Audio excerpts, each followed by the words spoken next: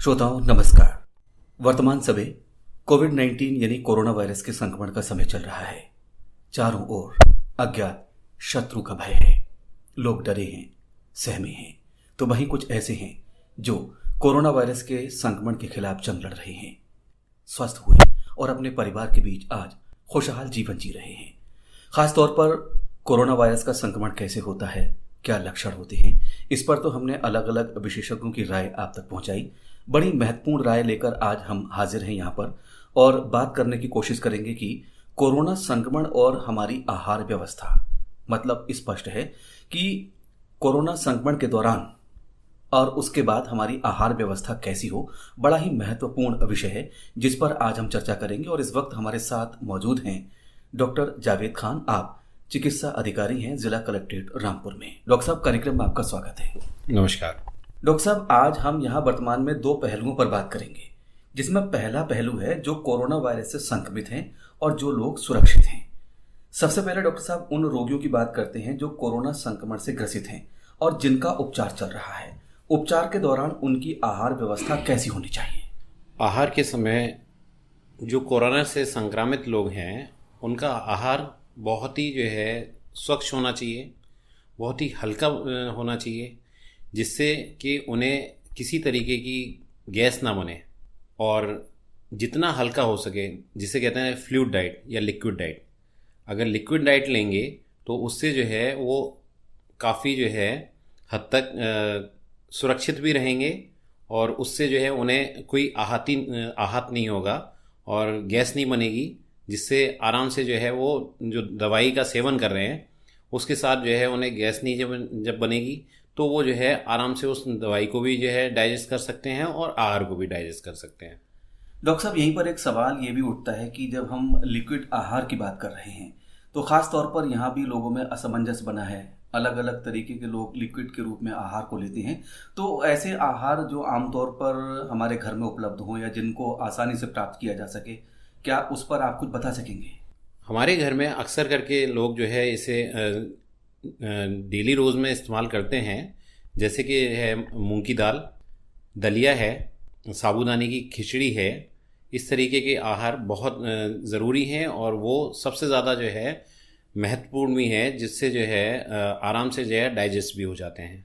Doctor साहब, इसके अलावा कुछ लोग नारियल पानी या अन्य पेय पदार्थों की सलाह देते हैं। आप कहाँ तक इन चीज़ों से संतुष्ट हैं? नारियल पानी है और उसके साथ में अन्य जो पेय पदार्थ हैं, जैसे हम टमाटो सूप जो टमाटर से बनता है उसे भी दे सकते हैं, जिससे उसके जो शरीर की जो इम्यूनिटी है वो भी थोड़ी स्ट्रॉन्ग रहती है। और बाकी के जो पेय पदार्थ हैं, जैसे आप अनानास का रस है, अनानास कीवी फल है, इस तरीके के जो सेवन है वो अगर लें तो उससे काफ़ी हद तक इम्यूनिटी बनी रहेगी और आराम से पेट भी भरेगा उससे और शरीर के अंदर कमज़ोरी भी महसूस नहीं होगी। डॉक्टर साहब, क्या इस दौरान ड्राई फ्रूट्स भी लिए जा सकते हैं? बिल्कुल। ड्राई फ्रूट्स में ओमेगा 3 होता है जो कि हमारी इम्यूनिटी को स्ट्रॉन्ग करता है। तो हमें ड्राई फ्रूट्स भी बहुत ज़रूरी हैं, जो कि हम रेगुलर बेसिस पे ड्राई फ्रूट्स लें और बहुत ज़रूरी है ये सेवन करना। डॉक्टर साहब, यहीं पर एक बहुत महत्वपूर्ण सवाल उठता है कि जब कोरोना वायरस के संक्रमण से जो जंग जीत जाते हैं, स्वस्थ हो गए, तो स्वस्थ होने के बाद उनके आहार व्यवस्था में किस तरह के बदलाव की आवश्यकता हम महसूस कर रहे हैं? जो लोग कोरोना से संक्रमित हुए थे और वो अब उसको हरा के अपने घर आ चुके हैं, तो उन्हें आगे के काफ़ी समय तक 10-15 दिन तक लगभग बहुत हल्का फुल्का आहार लेना चाहिए, जो कि उन्हें किसी तरीके से नुकसान ना दे। और जिसमें कि अगर वो नॉन वेजिटेरियन है तो चिकन सूप ले सकते हैं, और वेजिटेरियन है तो टमाटो सूप है या फिर अन्य वेजिटेबल का जूस है उसे ले। ज़्यादा से ज़्यादा इन्हीं चीज़ों का सेवन करें तो ज़्यादा अच्छा है। और भारी खाना ना खाएं, वो अपने जैसे कि रोटी है, रोटी का सेवन कम से कम करें। और जिस नॉन वेज में और अन्य खाने की चीज़ें हैं उनको भी कम सेवन करें। और ऐसे ही बहुत ज़्यादा स्पाइसी फूड खाने की ज़रूरत नहीं है। डॉक्टर साहब, इस वक्त एक बात चलती है कि जो लोग कोरोना वायरस के संक्रमण की चपेट में आ जाते हैं तो उनकी डायबिटीज़ और ब्लड प्रेशर बढ़ जाता है। तो उन लोगों के खान पान की क्या व्यवस्था हो सकती है? जो लोग शुगर के मरीज़ हैं और उन्हें उनकी शुगर भी बढ़ी, कोरोना में जो है अक्सर करके देखा गया कि उनके इलाज में शुगर की मात्रा जो है अधिकतर जो है बढ़ती गई। तो उसी क्रम में मैं एक ही बात कहना चाहूँगा कि वो ज़्यादा से ज़्यादा ड्राई फ्रूट्स का जो है सेवन करें। दूसरा जो जितने भी सिट्रिक फ्रूट्स होते हैं, जैसे कि अनानास है, कीवी है, या संतरा है, मौसमी है, इस तरीके के जो है फल खाएं, जिससे शुगर भी कंट्रोल होगी और उन्हें जो है रोगों से लड़ने की ताकत भी मिलेगी और थोड़ा जो है शरीर में फुर्ती भी रहेगी।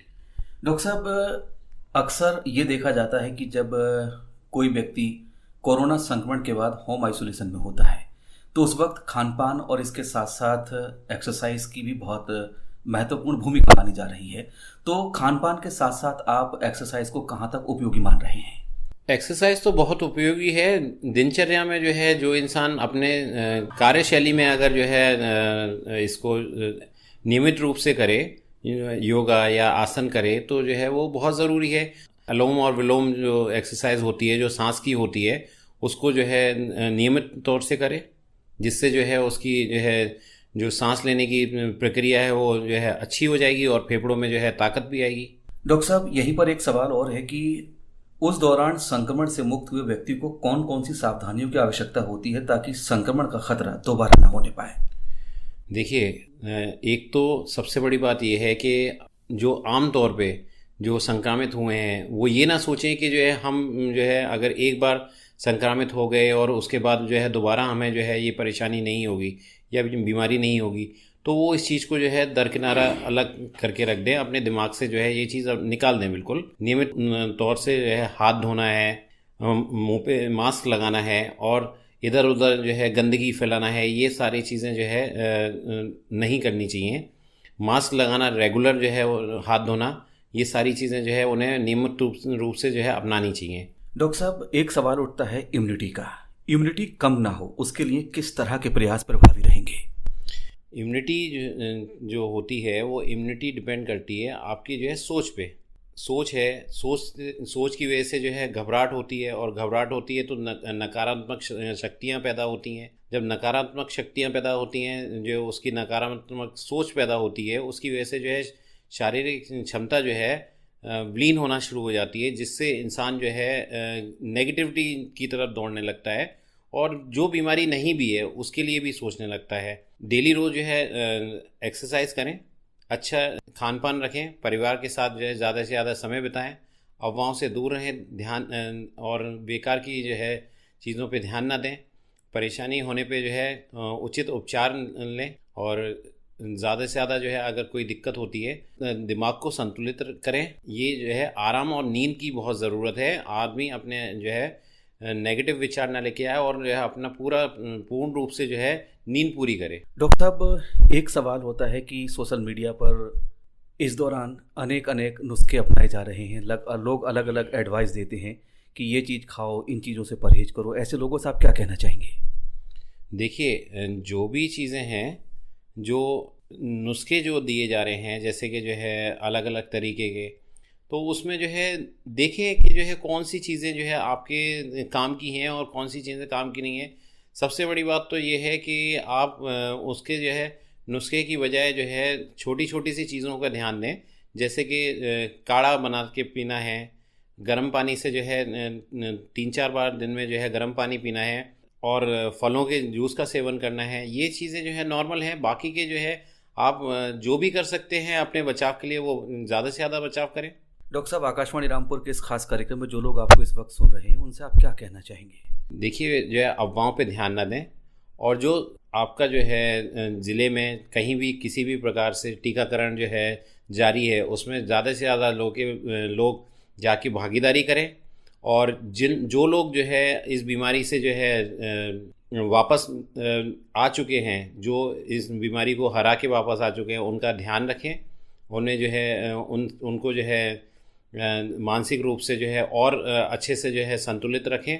अपने आस पड़ोस के लोगों को में जो है जागरूकता फैलाएं, खाने पीने की भी और स्वच्छता की भी, और जितना भी जो है हो सके जो है एक दूसरे का ध्यान दें, परिवार में ज़्यादा से ज़्यादा वक्त बिताएं, इधर उधर जो है चहलकदमी करते हैं उससे जो है बचें, बेकार की जो है चहलकदमी से जो है बचेंगे तो जो है बाहर नहीं निकलेंगे, जब बाहर नहीं निकलेंगे तो आपको जो है बीमारियों से ग्रसित नहीं होंगे। और यही मैं जो है हाथ जोड़ के विनती करना चाहूँगा उन तत्वों से जो कि बेकार के वक्त जो है इधर उधर घूमने फिरने में गुजार रहे हैं, ज़्यादा से ज़्यादा वक्त जो है अपने परिवार के साथ गुजारें और जो है किसी भी अफवाह को फैलाने से परहेज़ करें। डॉक्टर साहब, चलते चलते एक अहम सवाल कि कोरोना वायरस के संक्रमण से जिसने जंग जीत ली है, तो एक सवाल उठता है कि अक्सर ये देखते हैं कि भाई जंग जीत ली और वो स्वस्थ हो गए और वो घर से बाहर निकलना आरंभ कर देते हैं, उन लोगों से आप क्या कहना चाहेंगे? देखिए, जो लोग जो है संक्रमण से जो है जूझ चुके हैं और वो फिर जो है घरों से बाहर निकलना शुरू कर देते हैं, तो उनसे मैं यही कहूँगा कि वो इतने सक्षम नहीं होते हैं कि वो अपने घरों से बाहर निकलें, क्योंकि कहीं ना कहीं उनके शरीर में जो वायरसेस हैं वो कहीं ना कहीं जो है रह भी सकते हैं, जिसकी वजह से जो है दूसरे लोगों को जो है इस चीज़ का संक्रमण होने के चांसेस हैं। और उससे बचने के लिए जो है यही है कि आप जो है दूसरे लोगों को इसका जो है भागीदारी ना बनाएं और घरों में जो है सुरक्षित रहें और अपने पूर्ण रूप से अपने ऊपर ध्यान दें और अपने परिवार के साथ रहें। बाहर जो है निकल के यहाँ वहाँ निकल के जो है दूसरे लोगों को इससे ग्रसित करने की कोशिश ना करें। कोरोना संक्रमण और हमारी आहार व्यवस्था, इस विषय पर बहुत अच्छी जानकारी के साथ अभी हमारे साथ थे डॉक्टर जावेद खान, चिकित्सा अधिकारी, जिला कलेक्ट्रेट रामपुर। डॉक्टर साहब, कार्यक्रम से जुड़ने के लिए बहुत बहुत शुक्रिया। बहुत बहुत